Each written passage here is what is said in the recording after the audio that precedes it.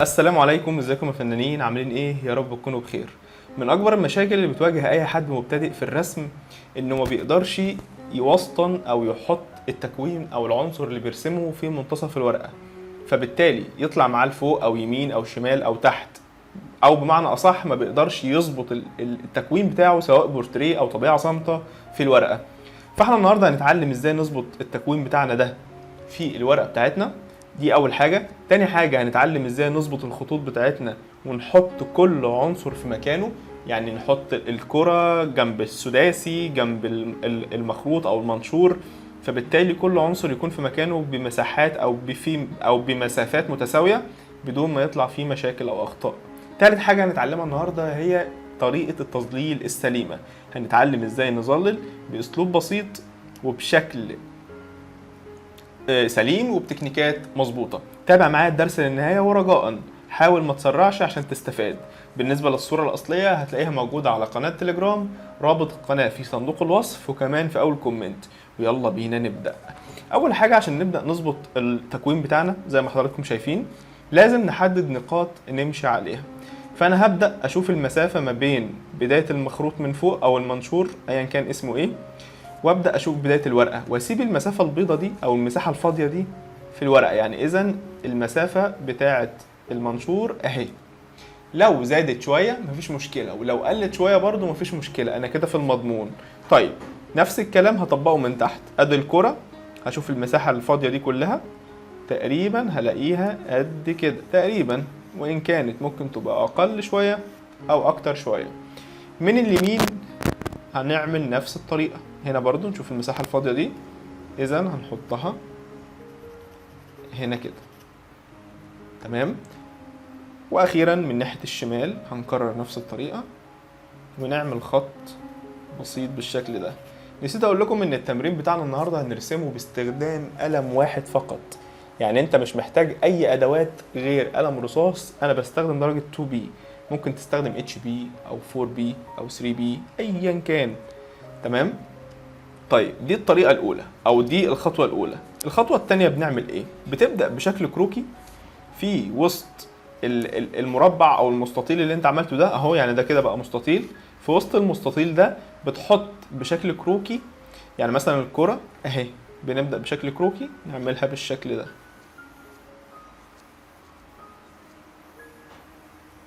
زي ما حضراتكم شايفين. ادي الكرة هنا في المنشور او السداسي، اسف، هنا واخد نص المسافة تقريبا. اذا في نص المسافة دي هيكون عندنا ايه بالظبط كده؟ هيكون عندنا السداسي اهو. اذا انا كده حددت حجم السداسي وحجم المخروط. هنيجي هنا فوق هنلاقي المنشور بيبدأ من هنا، اللي هو الشكل الهرمي ده، يعني بيبدأ من هنا لحد نص السداسي تقريبا، واخد المسافة دي. ادي القاعدة بتاعته. تمام. ونبدأ نطلع بيها لفين بالظبط كده؟ الله ينور عليكم. نطلع بيها لحد هنا وننزل بخط هنا وخط هنا.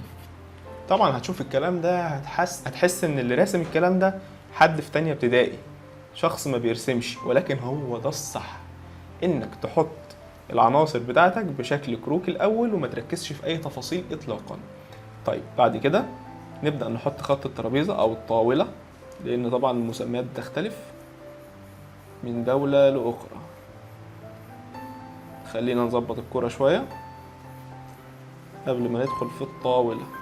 طبعا خطوط الكرة كتيرة فهنمسح كل الخطوط دي دلوقتي الزيادة. نيجي للطاولة من هنا، من هنا تحسوا انها مايلة لفوق كده شوية مفروض يعني. ثم من هنا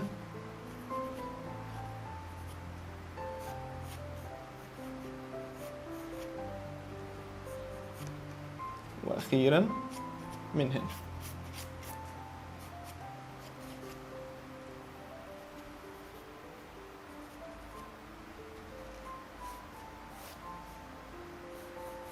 زي ما حضراتكم شايفين كده احنا قسمنا كل العناصر بتاعتنا عناصر كروكية او الاشكال كروكية بدون التركيز في اي تفاصيل. طيب تعالوا بقى في الخطوة التانية نبدأ نظبط الخطوط بتاعة العناصر. بمعنى ايه؟ بمعنى وانا برسم الكرة عملت اكتر من خط زي ما حضراتكم شايفين، همسح الخطوط الكبيرة دي كلها وابدأ اظبط براحتي خالص، اعمل كرة مثالية على قد ما اقدر. طيب انا دلوقتي اتفقت اتفقنا في بداية الدرس يعني علشان اصعب الموضوع على نفسي بستخدم قلم واحد بس. هل ده اجباري؟ لا مش اجباري، يعني لو انت حسيت ان الموضوع صعب بالنسبة لك استخدم اكتر من قلم، الموضوع مش اجباري، ولكن انا هستخدم قلم واحد بس لان ده هيساعدك تتطور اكتر، تزنق نفسك في حتة اصعب. نبدأ نرسم الكرة من فوق زي ما حضراتكم شايفين.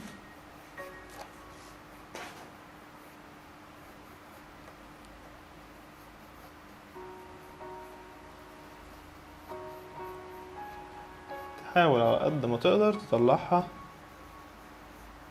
سليمة ومظبوطة. ادي الكرة على قد ما نقدر طلعناها كويسة. طيب نبدأ بالشكل السداسي، بادئ منين تقريبا؟ خلونا نظبط الضلع ده.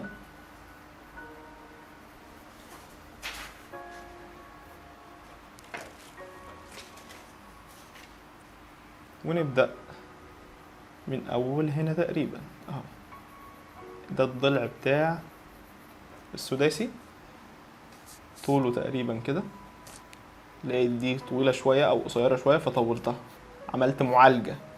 عشان كده بقول إن إحنا شغالين بشكل كروكي مش بشكل نهائي أهو. شفتوا؟ كان الفرق تقريبا نص سنتي، نص سنتي، ولكن طالما أخدت بالي منها يبقى لازم أعالجها.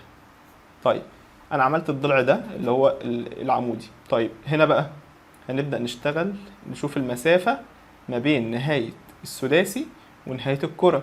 طيب المسافة بينهم قد ايه؟ تقريبا قد كده تقريبا اهي، المسافة بين الاتنين تقريبا كده. وزي ما بقول دايما لو في اخطاء بسيطة يا سيدي طبيعي، ما تعقدش الموضوع على نفسك قوي. طيب المسافة ما بين الضلع ده او الخط ده والكرة تقريبا قد كده، اللي هي المسافة دي، شايفين؟ فلازم كل المساحات نراعيها واحنا شغالين في خطوة الاوتلاين. بصوا انا ماسك القلم ازاي، ماسك القلم من ورا وشغال بهدوء خالص كده. اوكي اوكي. طيب نيجي للضلع اللي بعد كده، تقريبا هو ضلع مستقيم مش مايل اهو تقريبا يعني بالشكل ده. طيب واللي بعد كده بنبدأ نقفل الضلع ده.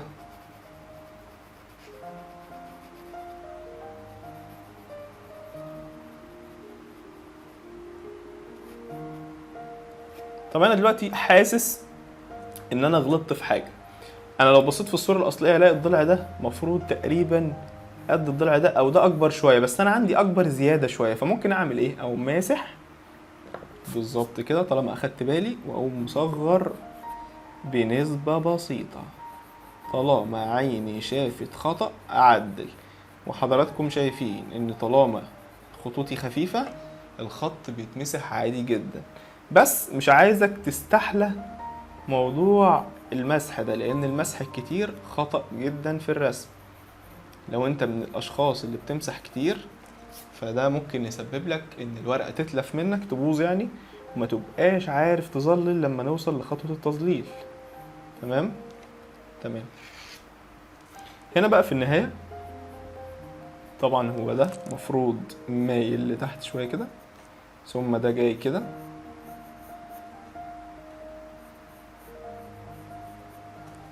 كده، ثم الاخير ده طالع لفوق شوية بالشكل ده اهو.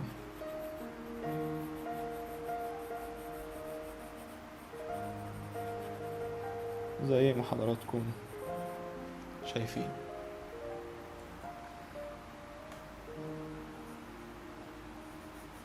هو المفروض ده برضو تحس ان هو ايه مايل لفوق شويه، بس انا ما كنتش واخد بالي لان الكاميرا قدام عيني فمصعبه عليا الموضوع شويه.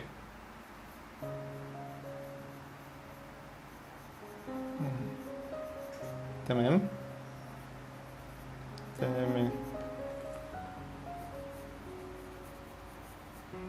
بالشكل ده. طيب نبدأ نعمل ايه بعد كده؟ نظبط خط الترابيزة كده ثم كده، ومن هنا المفروض الجنبين دول يكونوا ماشيين مع بعض كده، فاهمين؟ يبقى انا كده شغال تمام ومية مية. طيب خلصت دول برضو بشكل مبدئي، نبدأ نطلع فين؟ نطلع على الشكل المنشور بتاعنا او الشكل الهرمي اللي قدامنا هنا. نبدأ نعمل القاعدة بتاعته. القاعدة بتاعته بدأ من اول هنا كده اهو لحد هنا تقريبا، يعني في مسافة قد كده ما بين قاعدة المنشور من هنا وقاعدة السداسي، خلي بالك معايا. طيب والقاعدة او الضلع التاني ماشي بهذا الشكل، وفي مسافة قد كده بينه وبين الضلع ده كده. تعالوا نبر القلم شوية علشان سنه حاسس ان هو اتاكل شوية. على طول كده عود نفسك سن القلم يكون مبري علشان يعني ما يظهرش معاك مشاكل وانت بترسم.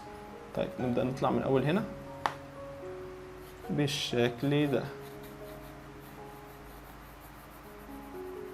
شفت الموضوع سهل ازاي يا فنان؟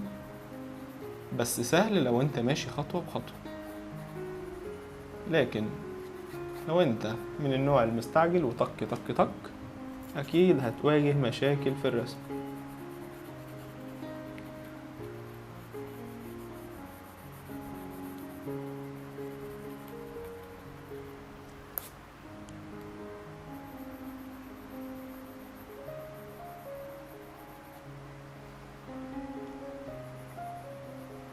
وهنا نازل من نفس الخط كده فوق، ولكنه بيتفرع تحت هنا.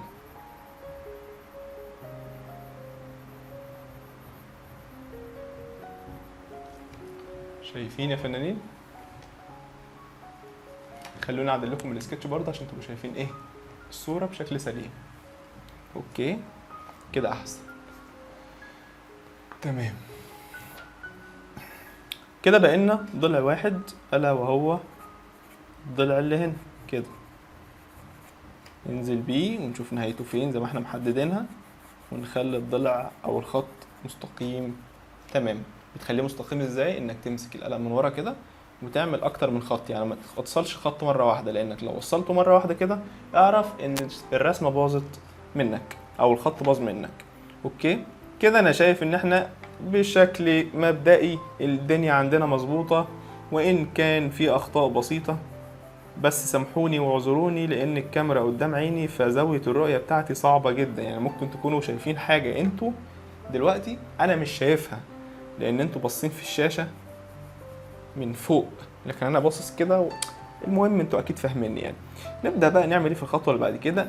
نعمل تظبيطات اكتر، وفي التظبيطات الاكتر دي بنحاول نتقل المناطق بتاعه الظل. بمعنى ايه؟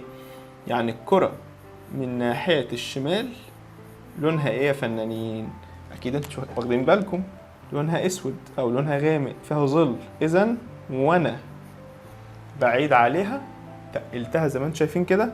بس خلي بالك وانت بتتقل ما تبوظش اللي انت عملته في الاوتلاين من البداية، يعني كل حاجة تتم بهدوء حتى لا تفسد ما صنعته بالبداية.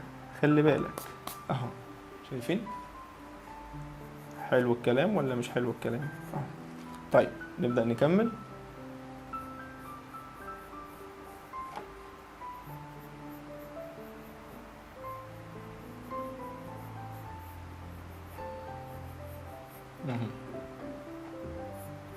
الجنب اليمين طبعا هسيبه خفيف شويه لانه منطقه ضوء مش منطقه ظل، وهشرح لكم دلوقتي الضوء جاي منين والظل بيروح فين والكلام ده كله. ركزوا بس معايا للنهايه. هنا الطاولة او الترابيزة اهي اهي.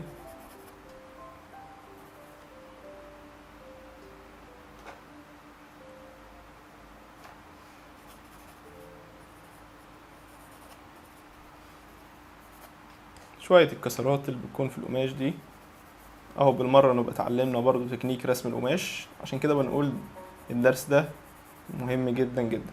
طيب هنا بقى المفروض نعمل ايه؟ نحدد مناطق الظل والنور. طيب فين مناطق الظل؟ كلنا شايفين طبعا مناطق الظل في اليسار في الشمال. يعني لو بصينا في الكرة هنلاقي ان المنطقة دي هي منطقة ظل اهو، نبدأ نحددها. ويا سلام لو حددت لكل تون درجة. بمعنى ايه؟ بمعنى ان التون الداكن ده اللي هو الغامق ده هحدد له درجة غامقة شوية، ثم في درجة افتح منه فهخف ايدي شوية عشان وانا بظلل اكون عارف الفرق بين التونات زي ما حضراتكم شايفين. وبيجي في الاخر افتح منطقة بتبقى هنا اللي هي معرضة للإضاءة. طبعا كلنا عارفين او كلنا واخدين بالنا ان الإضاءة جاية من هنا، الضوء جاي من ناحية اليمين، تمام؟ فخلوا بالكم نفس الكلام هنا اهو. طبعا ده الظل المنعكس من الكرة. صح الكلام ولا مش صح الكلام؟ عايزك تشغل دماغك معايا. طيب هنا بقى، هنا برضو الظل ده مستمر كده او ممتد من هنا، ولكن اصلا السطح ده غامق فده هنغمقه دلوقتي ملناش دعوه بيه.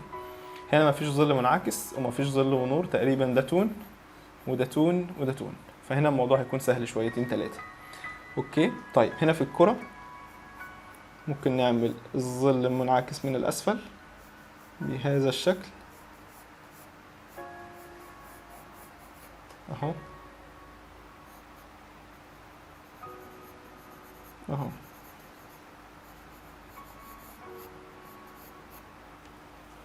كده. اوكي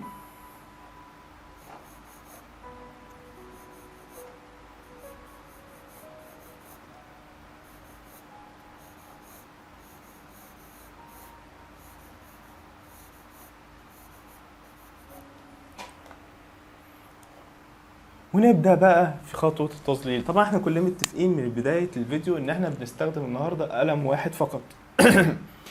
طيب لما تبدأ من الفاتح ولا من الغامق؟ لا، عود نفسك دايما تبدأ من الغامق، يعني تاخد التظليل من الغامق للفاتح.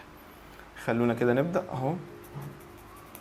بنمسك القلم من الخلف وتبدأ تظلل بالتكنيك المعروف عندنا اللي هو بيكون خطوط متتالية، وتسحب ايدك وانت خارج على ايه بالظبط كده؟ على خفيف. بصوا اهو، وانا طالع بعمل ايه؟ بخف ايدي تدريجيا. لازم تخلي ايدك دي زي الميزان اهو كده كده، دي لازم تتقنها، لازم تفهمها اهو كده. شايفين؟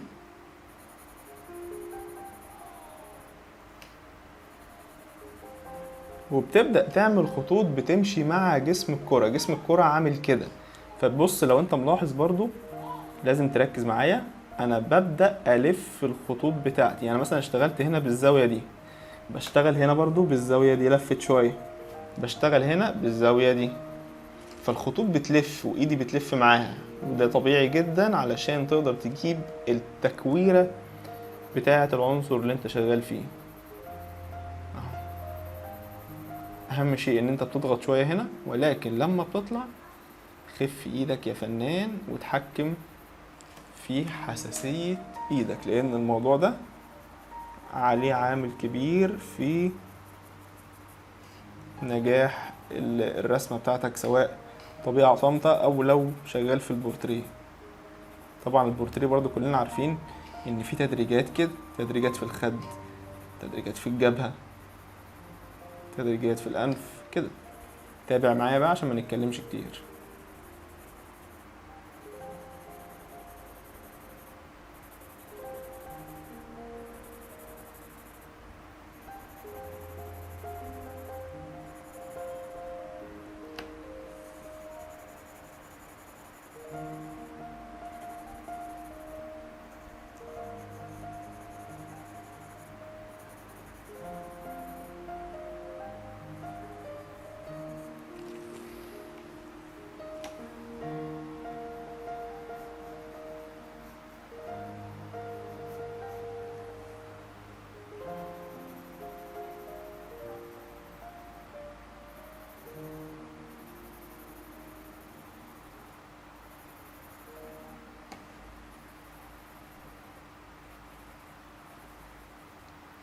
واخيرا وانت طالع على منطقة الاضاءة بتخف ايدك على قد ما تقدر وتخليها عاملة زي الميزان الحساس. ده ليه؟ لاننا بنستخدم قلم واحد، يعني مش بنبدل في الدرجات.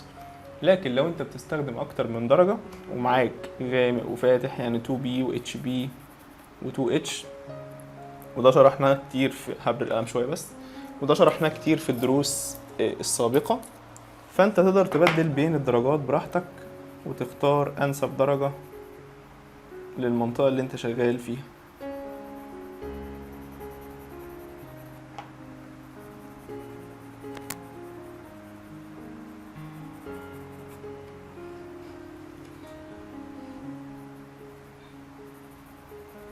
زي ما حضراتكم شايفين قدرنا ندرج الكورة من غامق لفاتح، وبنيجي هنا بنظهر الخط الفاصل ما بين التون الغامق والتون الأفتح شوية بهذا الشكل.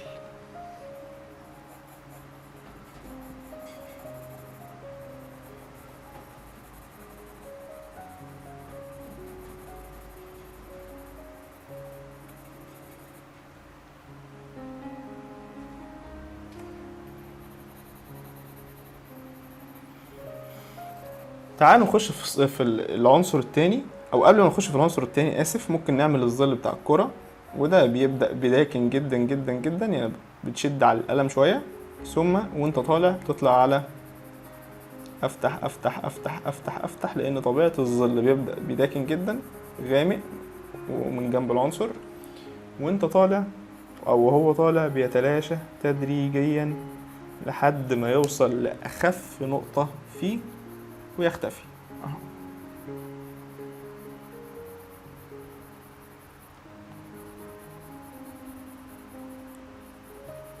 زي ما حضراتكم شايفين. طيب نعمل ايه بعد كده؟ هنبدأ نيجي في السداسي نديله تظليل من هنا.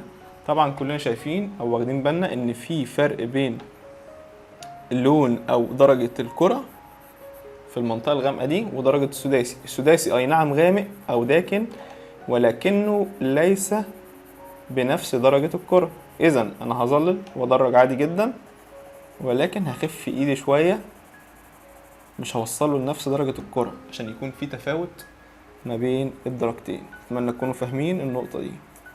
عشان كده بقول دايما ايدك دي لازم تكون عاملة زي الميزان الحساس. افهم الكلام.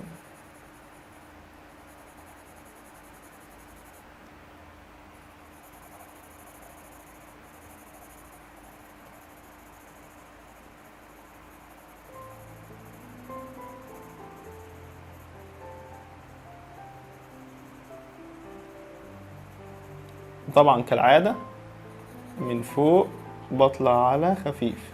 طبعا شايفين التكنيك اللي انا شغال بيه مش تكنيك هايبر اللي انا بنعم والكلام ده، لا، احنا الغرض من درسنا النهاردة هو اتقان طرق او اساليب تظليل العناصر المختلفة. ازاي اظلل عنصر دائري او عنصر كروي، سطح مستقيم او مستوي. كمان هننزل على القماشة، ازاي نظلل القماشة. فالحاجات دي كلها مفيدة، لكن ما تحصرش نفسك في انك تفضل مركز ازاي تطلع نعومة وازاي تدمج والكلام ده كله. ده كله هنتعلمه في دروس جاية، خليك ماشي معايا خطوة بخطوة وما تستعجلش.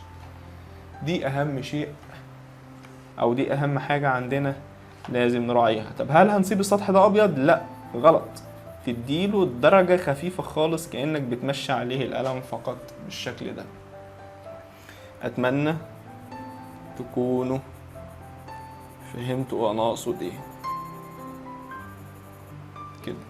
طيب نيجي هنا اهو واهو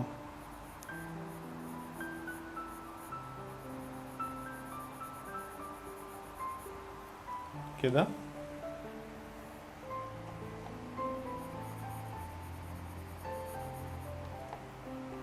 ونبدأ نحدد السطح الخارجي ده لأنه اسود تماما. فأنا هحدد السطح ده كده، والسطح أو الضلع اللي بره كمان كده. وفي الآخر هنعمل ايه بالظبط؟ هنبدأ نتقل عليه.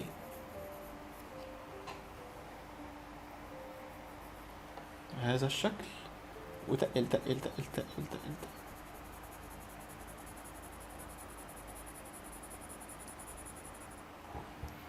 تقلته جامد زي ما حضراتكم شايفين، لان ده مش واصل له اي درجة من درجات الضوء. طيب هنا بقى هتلاقوا ان تكملة الظل اللي هنا ده منعكس على السطح ده، ولكن بدرجة ايه؟ ملاحظين اغمق شوية، اغمق من السطح ده كمان. يعني هنا هغمق شوية. شفتوا بميل التظليل ازاي؟ هنا بشتغل بزاوية 45، يعني بميل القلم بزاوية 45 وبعمل التظليل بالشكل اللي حضراتكم شايفينه ده اهو. وممكن اديله طبقة تانية عادي جدا، ونبدأ نطلع على ايه؟ برافو، على افتح. وممكن نديله طبقة تانية بشكل عمودي، بحيث تبقى عملنا تقاطع، اشتغلنا كده واشتغلنا عليه كده. طبعا الاسلوب ده الكروس هاتشنج ده مشهور ومعروف بين الفنانين كده.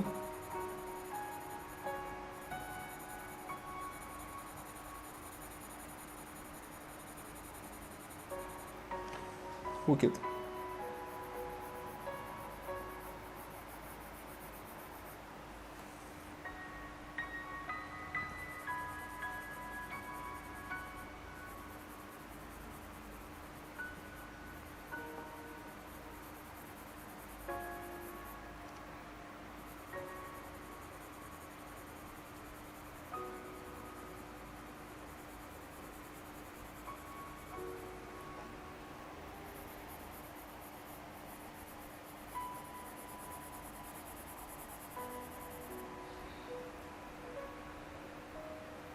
اما السطح من فوق من هنا هيكون افتح زي ما حضراتكم شايفين.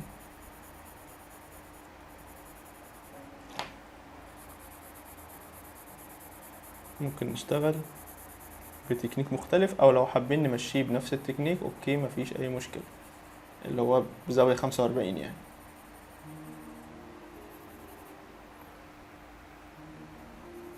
طبعا زي ما انتم ملاحظين العنصر بيبدأ يظهر شوية بشوية، كل ما بنخلص خطوة في التظليل العنصر بيظهر. ما تنسوش ان احنا شغالين بقلم واحد. تعرفين طبعا لو احنا شغالين باكتر من قلم هيكون في سهولة كبيرة جدا في اننا نطلع الدرجات الغامقة، ولكن ما هو ده اللي احنا عايزينه، ان احنا ما نسهلش الموضوع على نفسنا للغاية. لا، انا عايزك تتعب، عايزك تشغل عينك، تشغل ايدك، يبقى عندك كنترول على ايدك. يعني ايه كنترول؟ يعني تقدر تتعلم امتى تغمق وامتى تفتح، امتى تشد على القلم وامتى تخف ايدك يا فنان. نبري سن القلم شوية، ثم نديله شوية تظليل كمان.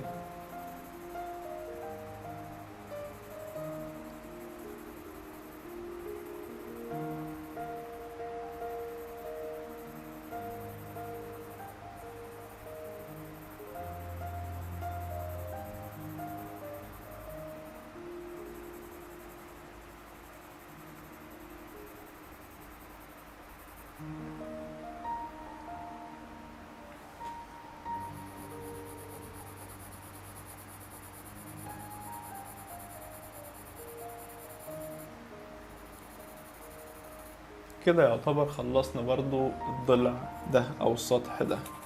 طيب كده بقينا ايه يا فنانين؟ بقينا الشكل الهرمي او المنشور ده نبدأ نجيبه من فوق. نجيب ده السطح الغامق الاول نعكس، لاننا تحت اشتغلنا بالفاتح للغامق، مفيش مشكلة اننا نجرب نشتغل من الغامق للفاتح. زي ما احنا شايفين بدأت اغمق شوية، هنستمر. والسطح التاني مش عارف، انا حاسس ان هو عايز يطول سنة، انا ملاحظ ده من بدري بس مأجله للنهاية، بس هو فعلا عايز يطول سنة اهو. نيجي بقى بالاستيكة ونمسح الحتة اللي فوق دي لانها تخنت لما طولناها. امسح امسح امسح، لان الاسود رفيع من الاعلى.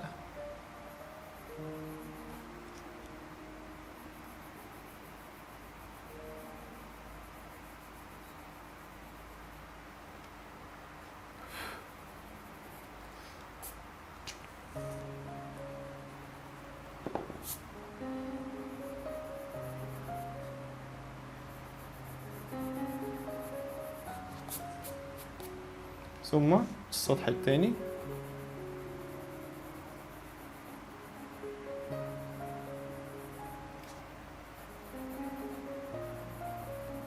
كده.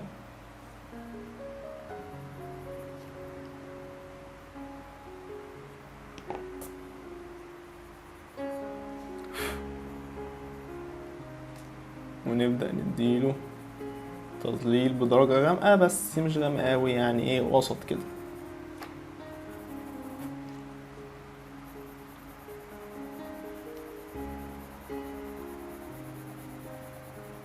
شايفين الموضوع لطيف ازاي؟ لطيف جدا.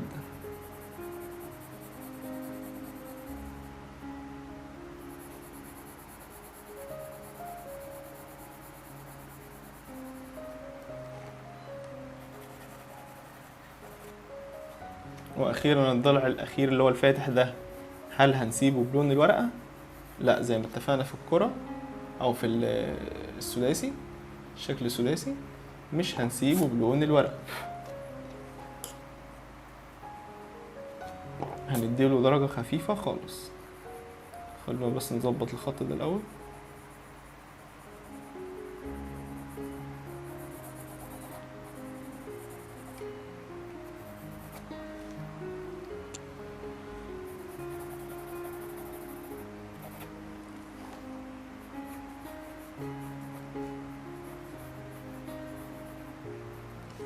اهو، ونديله الدرجة الخفيفة.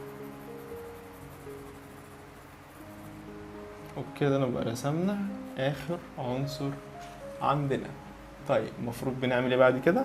بعد ما تخلص من العناصر الاساسية بتاعتك يا فنان، تبدأ تنزل للقماش تحت، والقماش برضو هتديله نفس الاسلوب اهو، بتراعي بس مناطق الغامقة والمناطق الفاتحة، وكمان مناطق الظل اللي تحت العناصر لازم تاخد بالك منها. يعني في منطقة ظل مثلا تحت السداسي هنا، وزي ما اتكلمنا من شوية الظل بيبقى غامق في البداية وبيطلع معايا على خفيف كده، عشان ده مهم جدا في إظهار العناصر.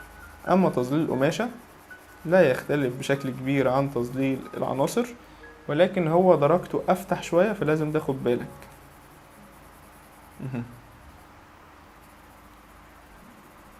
وممكن تنوع في بعض الأساليب في التظليل يعني.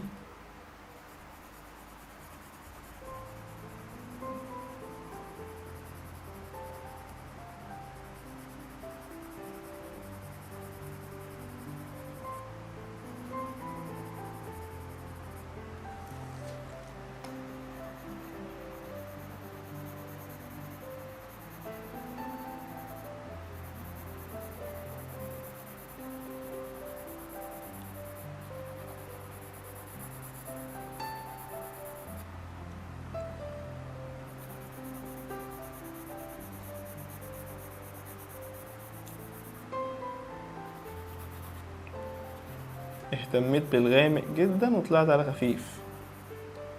نيجي مثلا لكسرة زي كده، بتبقى عاملة ازاي؟ بتبقى عاملة كده اهي، ونازلة كده، وتبقى مدرجة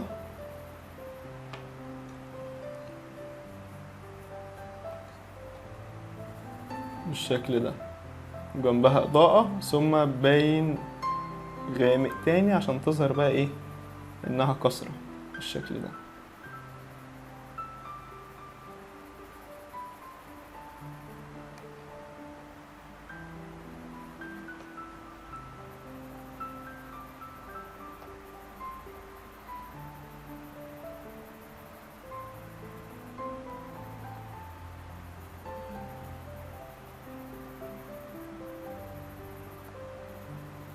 تظليل بشكل سريع وبسيط، مش أزمة بالنسبة لنا، ومش هي دي الحاجة اللي هنقف عليها وهنستصعبها.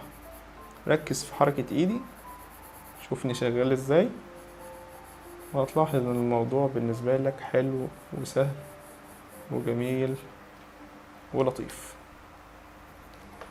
هنا بقى الموضوع بيحصل له ايه، بيغمق شويتين.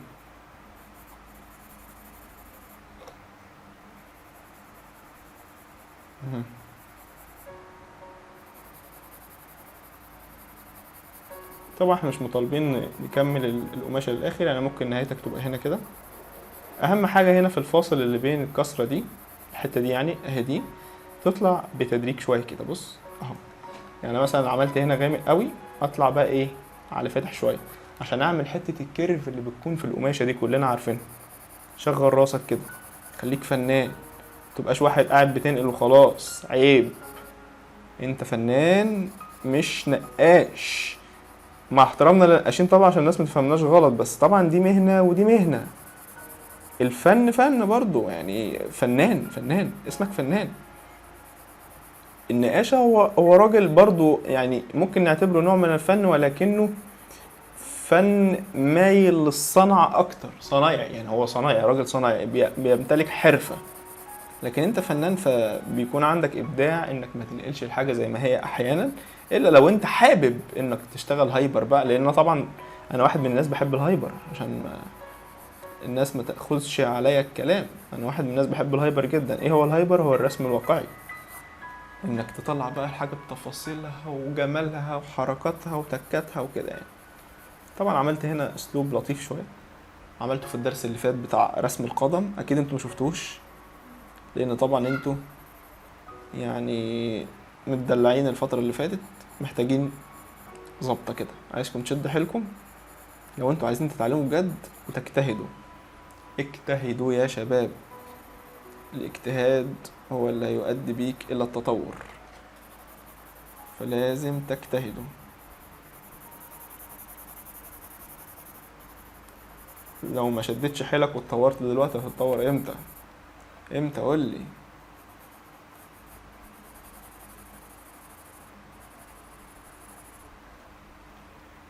قولي بس هتتطور امتى؟ الناس كلها عمالة تتعلم وتتقدم، وانت قاعد محلك سر.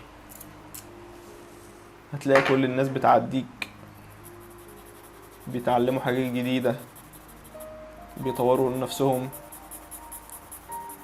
ولازم تعرف ان اللي ما يطورش نفسه في الزمن ده خاسر، هيخسر كتير جدا. الزمن ده بقى صعب، ولازم الانسان يتعلم حاجات جديدة ويطور من نفسه ومن حاله. خدها مني نصيحة، نصيحة من اخ لاخوه. فلازم تاخد بالك وتطور من نفسك. طبعا انا مهتمناش قوي بالقماشة، ولكن الاسلوب باين زي ما حضراتكم شايفين. طيب هنا بقى بينا الخلفية. الخلفية مش شرط برضو انك تظلل الخلفية قوي او تهتم بيها قوي، ولكن ممكن تكتفي بشوية ايه، تكنيكات بسيطة كده في الخلفية، كنوع من تغيير الدرجة بتاعة لون الورق اهو.